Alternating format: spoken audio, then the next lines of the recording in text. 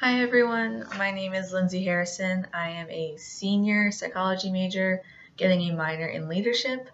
So that's why I'm in this class. Really enjoying it so far. I can't believe we're already halfway through the semester and this is our third discussion group cycle. I'm from Jacksonville, Florida. Go Jags, go Gators. So that's me.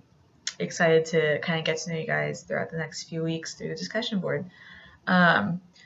In regards to the information for this week and kind of the topic of self-regulation, I think taking courses like this and also just growing like as a young adult and like knowing myself through college, but like especially leadership courses I've taken, I've come to have a lot of chance to like reflect on myself and my skills and my tendencies and like behaviors and all that. And so I think one thing as far as self-regulation that I'm pretty good and like conscious of is time management and kind of the regulation of like how I spend my days and my time. I'm a big believer that like time is one of our most precious resources, and how you spend it definitely shows like your priorities and just what means something to you. That's how you allocate it. And so within self-regulation, this isn't so much like an internal behavior,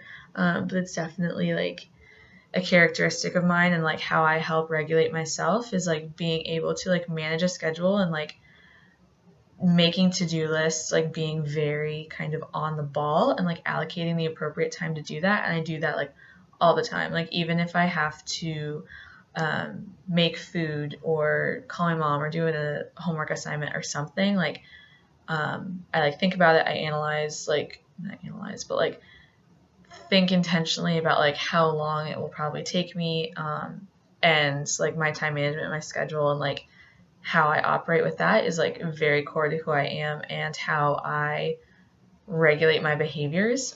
Because like if I don't have the right amount of time allocated for something, like it's probably not going to be done well, and I may go into that realm of like being flustered and like not being the best like version of myself.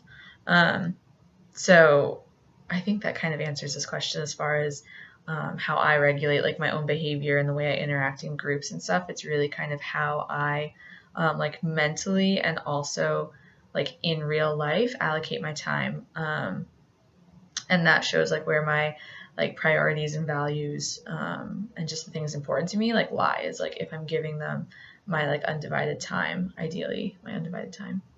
And so I think kind of in that realm of like an instance that I wish I would have self-regulated differently was even just last week. Like I had a really busy week with like assignments and exams, and I had some like extracurricular things come up, and I hadn't like thought that certain assignments would take as much time as they did, or that these extracurricular commitments would take as much time as they did.